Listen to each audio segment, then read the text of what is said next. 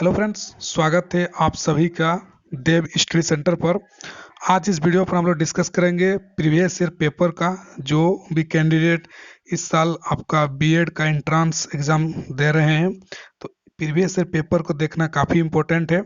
अगर आप previous year paper को नहीं देखेंगे तो आपको ये आइडिया नहीं लगेगा कि किस तरह क्वेश्चन आता है। तो ये काफ़ी मस्ट है, एकदम इम्पोर्टेंट है। तो आज हम लोग प्रीवियस ईयर पेपर के हिंदी के 15 क्वेश्चन को डिस्कस करेंगे। तो अगर आप इस चैनल पर नए हैं तो देव स्टडी सेंटर को सब्सक्राइब करके रख लीजिए। आपको सारा अपडेट झारखंड बीएड का एंट्रेंस से लेके सी टेट जे टेट और साथ में आपका काउंसलिंग को लेकर सारा अपडेट आपको मिलते रहेगा। तो आप इसको सब्सक्राइब करके रख सकते हैं। तो चलिए आज का क्लास को हम लोग शुरू करते हैं। सबसे पहले मैं आपको बता दूं कि बीएड का फॉर्म आपका भरा जा रहा है एंट्रेंस का, और आप उसको फॉर्म को आई होप आपने भर दिया होगा। और आपको सिलेबस ऑलरेडी मैंने एक वीडियो बनाया हुआ है, आप जाके देख सकते हैं। मैंने पूरा पैटर्न बताया है कि एग्ज़ाम का सिलेबस क्या है और आपका कितना मार्क्स का एग्ज़ाम आपका पूछा जाएगा। इससे मैं थोड़ा अगर बता दूं तो एग्ज़ाम आपका 100 मार्क्स का आपका रहेगा। उसमें आपका 15 मार्क्स का आपका हिंदी रहेगा, 15 मार्क्स का आप इंग्लिश रहेगा। तो डिटेल मैंने ऑलरेडी, आप मेरे ही यूट्यूब में चैनल में जाएंगे, वहाँ पर सर्च करेंगे, आप देखेंगे तो पता आपको चल जाएगा। और हिंदी के लिए यहाँ पर अगर बात करूँ तो हिंदी के आज 15 क्वेश्चन को डिस्कस करेंगे। और हिंदी का अगर बुक का बात करें तो आप हिंदी के लिए आप पूरा बीएड के लिए कोई एक गाइड ले सकते हैं। और मैंने जब लिया था वो अरिहंत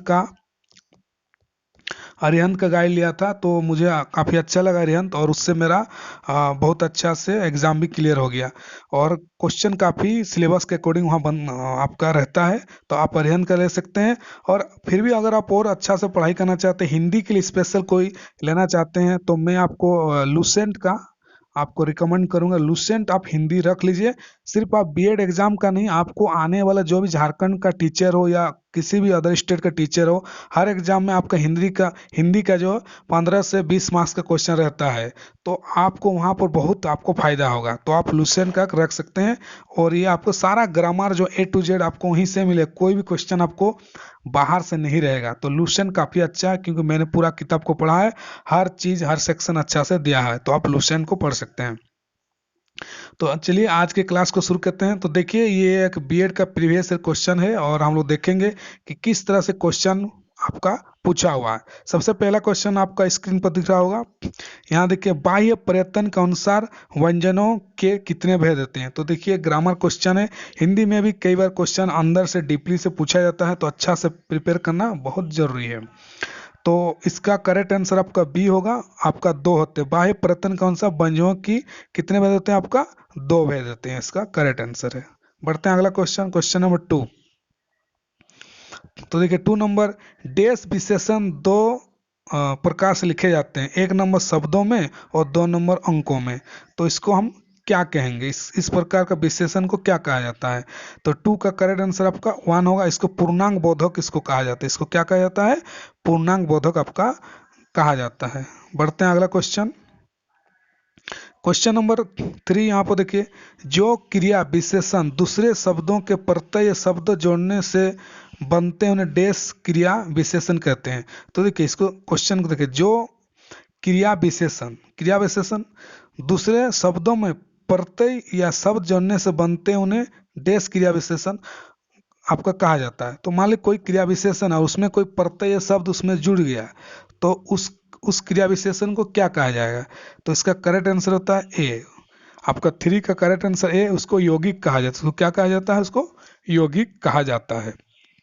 बढ़ते हैं आगे, नेक्स्ट क्वेश्चन, ये नंबर 4 नंबर। तो देखिए 4 नंबर में क्वेश्चन आपको पूछा है कि डैश धातुएं हैं जो किसी दूसरे धातु से ना बने हैं। तो 4 का करेक्ट आंसर आपका सी होगा। तो देखिए, मूल धातु जो होते हैं वो किसी दूसरे शब्द से नहीं बने, तो वो खुद अपना मूल धातु आपका होते हैं। तो ये इसको मूल धातु कहा जाता है। जो किसी दूसरे शब्द से नहीं बने होते हैं उसको आपको मूल धातु आपका कहा जाता है। नेक्स्ट बढ़ते हैं, क्वेश्चन 4 के बाद अगले बढ़ते हैं क्वेश्चन नंबर 5 की तरफ। तो देखिए, क्वेश्चन नंबर 5 यहाँ पर आपका पूछा है। देखिए, प्रतिदिन, प्रतिपल, प्रत्यक्ष आदि सब डैश भाषा के अब अव्ययी भाव समास के उदाहरण हैं। तो देखिए समास के कुछ आपको उदाहरण, तो समास में देखिए जैसे प्रतिदिन आपका आता है, समास में प्रतिफल प्रत्यक्ष आता है, प्रतिदिन में दिन पर दिन प्रतिदिन, तो इस तरह का प्रतिफल, फल पर फल प्रतिफल, तो ये कुछ समास के कुछ उदाहरण हैं और अव्ययी भाव के समास के उदाहरण हैं। तो आपको क्योंकि समास में भी आपका अलग अलग दो तीन प्रकार का अलग अलग समास होता है, उसमें अंदर में आपका अलग अलग प्रकार का भेद भी दिया रहता है। तो इसका जो करेक्ट आंसर है आपका 5 नंबर, वो है आपका ए नंबर। इसको संस्कृत का आपका भाषा के अव्ययी भाव समास का आपका ये उदाहरण दिया हुआ है। तो 5 का आपका ए नंबर करेक्ट आंसर है। आगे देखते हैं नेक्स्ट क्वेश्चन, क्वेश्चन नंबर 6। डेस क्रिया अर्थ में अनुमति बोधक क्रिया की विरोधनी है। मतलब अनुमति बोधक मतलब आप किसी चीज का अनुमति मांग रहे हैं, परमिशन मांग रहे हैं, उस क्रिया का विरोधनी है। विरोधनी में उसका ऑपोजिट है। तो उसको कौन सा आपका इसमें है? तो 6 का करेक्ट आंसर आपका ए नंबर होगा, वो अवकाश बोधक, उसको हम कहेंगे अवकाश बोधक। बढ़ते हैं आगे, क्वेश्चन नंबर 7। वर्ण शब्द और वाक्य के विचार से व्याकरण के मुख्य भाग होते हैं। तो देखिए वर्ण शब्द और वाक्य के विचार से व्याकरण के मुख्य डेस विभाग होते हैं। तो व्याकरण का कितना विभाग होगा, मतलब डिपार्टमेंट कितना होगा, अगर हम उसको वर्ण से, शब्द से और वाक्य के विचार से बांटें तो 7 का करेक्ट आंसर आपका ए होगा, वो आपका 3 होता है आंसर, इसका करेक्ट आंसर आपका 3 होगा। 7। बढ़ते हैं आगे, क्वेश्चन नंबर 8। डेस उन संस्कृत शब्दों को कहते हैं जो प्राकृतिक भाषा बोलने वालों के उच्चारण से बिगड़ते बिगड़ते कुछ ही रूपों में हो गए हैं, जैसे बच, अज्ञा, मुंह, वंश इत्यादि। तो कुछ संस्कृत के शब्द हैं जो बोलने के उच्चारण से बिगड़ते बिगड़ते कुछ और ही रूप हो गए, मतलब मन बोलते बोलते कुछ और अलग रूप ले लिए हैं, तो उनको क्या कहेंगे इस वर्ड को? तो 8 का करेक्ट आंसर आपका सी होगा, उसको अर्ध तत्सम। तो तत्सम जो शब्द होता है, तत्सम में जो वर्ड संस्कृत से लिए गए हैं, संस्कृत में आए हैं, उसको तत्सम कहते हैं। तो उसी का वर्ड जो आ रहा है आपका इसमें, उसको हम अर्ध आपका तत्सम कहेंगे, अर्ध तत्सम। तो सी नंबर इसका क्या होगा, करेक्ट आंसर होगा। तो बढ़ते हैं आगे की तरफ हम लोग, नेक्स्ट क्वेश्चन 8 के बाद क्वेश्चन नंबर 9। तो क्वेश्चन नंबर 9 में देखिए, अनुकरणवाचक शब्द किसे कहते हैं? अनुकरणवाचक। तो 9 का जो इसका देखते हैं हम लोग, जो सब किसी संस्कृत मूल से निकले हुए नहीं जान पड़ते हैं, ये पदार्थ की यथार्थ अवस्था कल्पित ध्वनि को आपको ध्यान में रख कर जो शब्द बनाए गए हैं। तो इसका जो करेक्ट आंसर 9 का है वो आपका बी नंबर होगा। पदार्थ की यथार्थ मतलब वास्तविक अथवा कल्पित ध्वनि को ध्यान में रखकर जो शब्द बनाए गए हैं, तो उसको हम कहेंगे अनुकरण वाचक शब्द कहते हैं। इसको अनुकरण करना, किसी को फॉलो करना, उसी को अनुकरण कहते हैं। आगे देखते हैं क्वेश्चन नंबर 10 नंबर। देखिए काफी इजी क्वेश्चन है, अगर आपने प्रत्यय उपसर्ग पढ़ा है तो आपके लिए ये एकदम चुटकी वाला सवाल आपके लिए। और इसी तरह के क्वेश्चन एग्जाम में पूछे जाते हैं। कई बार स्टूडेंट को हड़बड़ी में दूसरा टिक लगा देते हैं, तो एग्जाम में पेशेंस बना के टाइम मैनेजमेंट को करना काफ़ी इंपॉर्टेंट रहता है। तो देखिए यहाँ पर अगर हम देखें तो क्वेश्चन नंबर 10, शब्दों के पश्चात जो अक्षर या अक्षर समूह लगाए जाते हैं उसे क्या कहते हैं? मतलब कोई अगर शब्द है और उसके बाद हम कुछ अक्षर या लेटर या अक्षर समूह उसमें साथ में आपको अटैच करते हैं, लगाते हैं, तो उसे हम क्या कहते हैं? तो उसको बाद में लगाते हैं, तो इसका 10 का करेक्ट आंसर होगा प्रत्यय। तो उसको क्या कहेंगे? प्रत्यय। और उपसर्ग जो होता है वो शब्द के पहले आता है, और प्रत्यय जो आता है वो शब्द के बाद में आपका आता है। जैसे मान लीजिए हम बोले मानव, मानव हो गया, और हम क्या किए, प्रत्यय लास्ट में लगा दिए, ता लगा दिए, ता। तो ये ता जो हो गया आपका प्रत्यय हो गया, मानवता हो गया, तो इसको बोलेंगे मानवता। तो ता जो हो गया ये आपका प्रत्यय हो गया। तो अक्षर हमने लास्ट में लगाया, तो अक्षर का कोई समूह भी आ सकता है, तो ये हो गया आपका प्रत्यय हो गया। और उपसर्ग में आपका क्या होगा? उपसर्ग में आपका पहले कोई वर्ड आ जाएगा। जैसे मान लीजिए सूर आ गया, सूर, असुर में हमने ओ लगा दिया, पहले एक अक्षर लगा दिया, तो असुर हो गया। तो सुर का असुर, तो असुर क्या हो गया? ये आपका ओ जो है ये आपका उपसर्ग हो जाएगा। असुर में अगर सुरता लगा दिए तो फिर ये ता लग गया, या कुछ भी सुरीली लगा दिए, ली लगा दिए, तो क्या हो गया? वो आपका फिर प्रत्यय में हो गया। तो इस तरह से 10 का करेक्ट आंसर जो आपका सी नंबर होगा। नेक्स्ट 10 के बाद 11 नंबर क्वेश्चन, ये भी काफी आसान क्वेश्चन है। जिन वाक्यों में किसी काम का न करने का होने का कथन हो, मतलब किसी काम को नहीं करना है या ना होने कथन हो, उसके बारे में बोला जा रहा है, तो उसने क्या, उनसे वाक्य को क्या कहते हैं? तो देखिए, विधानवाचक जो है तो ये आपका पॉजिटिव सेंटेंस को कहते हैं। प्रश्नवाचक जहां पर क्वेश्चन मार्क रहता है। संदेहवाचक जिसमें आपका डाउट है। लेकिन निषेधवाचक जो ये आपका नेगेटिव, जिसको नेगेटिव सेंटेंस कहते हैं। तो आपका 1 नंबर ए नंबर इसका आपका क्या होगा? करेक्ट। क्योंकि यहाँ पर देखिए, किसी काम को न करने का बता रहा है, तो न करने का, नहीं करने का, नॉट का जो हो या नो का जो बात हो रहा है वो नहीं का निषेधवाचक, निषेध मतलब नेगेटिव सेंटेंस, इसमें नहीं का बात, ए नंबर इसका करेक्ट आंसर होगा।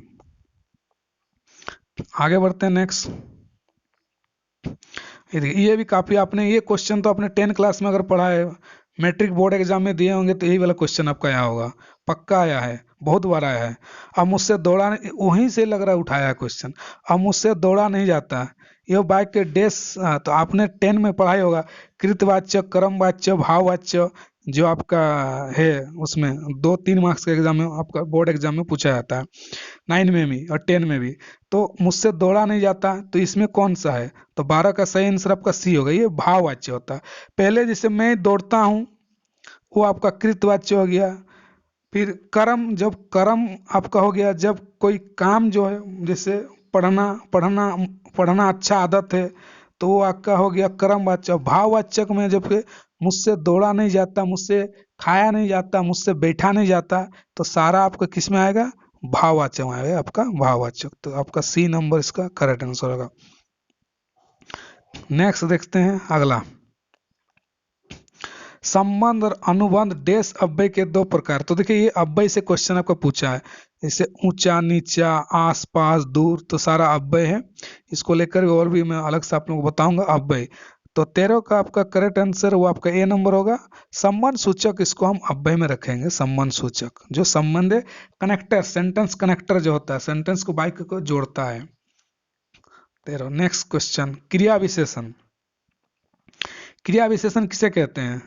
तो देखिए, क्रिया विशेषण इंग्लिश में कई बार होता है, हिंदी में नहीं समझते इंग्लिश में। तो विशेषण जो होता है आपका एडवर्ब, सॉरी विशेषण का एडजेक्टिव, सॉरी एडजेक्टिव, क्रिया विशेषण का वो एडवर्ब होता है, एडवर्ब।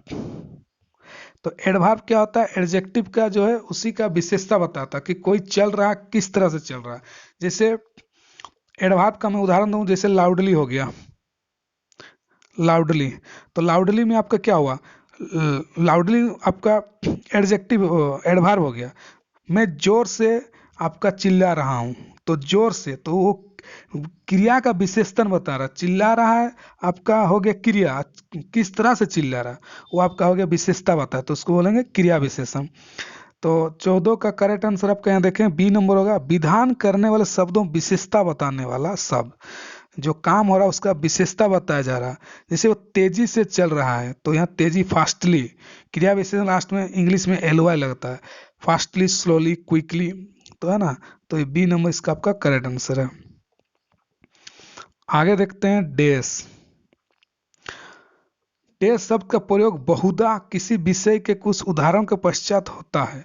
तो ये जो वर्ड है उस बहुधा, बहुधा मतलब और भी इससे और बहुत कुछ इसके और भी आगे है, तो उसके लिए हम लोग कौन सा शब्द का प्रयोग करते हैं? तो 15 का करेक्ट आंसर आपका सी होगा, इत्यादि। तो आप लोगों ने कई बार लिखा होगा इत्यादि, जैसे राम ने आम, चॉकलेट, बिस्किट इत्यादि खाया, मतलब और भी और कुछ उन्होंने खाया, तो इत्यादि उसमें लगा देते हैं हम लास्ट में।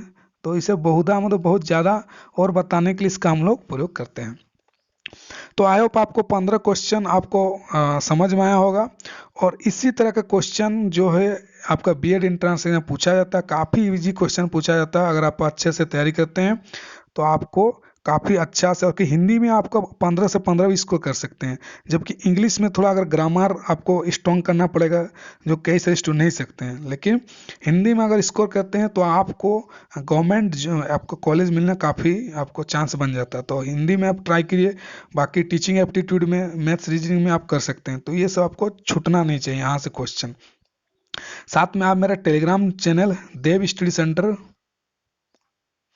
देव स्टडी सेंटर टेलीग्राम पर आप सर्च करेंगे तो लास्ट में मैं आपका सारा डिस्कस करने के बाद इसका आपका पीडीएफ में वहाँ पर मैं आपका डाल दूंगा, पीडीएफ वहाँ पर डाल देंगे प्रीवियस क्वेश्चन का, और सारा डिस्कस करने के बाद, और आपको वहाँ से आप देख सकते हैं और अच्छा से आप झारखंड बीएड एंट्रेंस का तैयारी कर सकते हैं, और आप गवर्नमेंट कॉलेज में आपका एडमिशन हो जाए।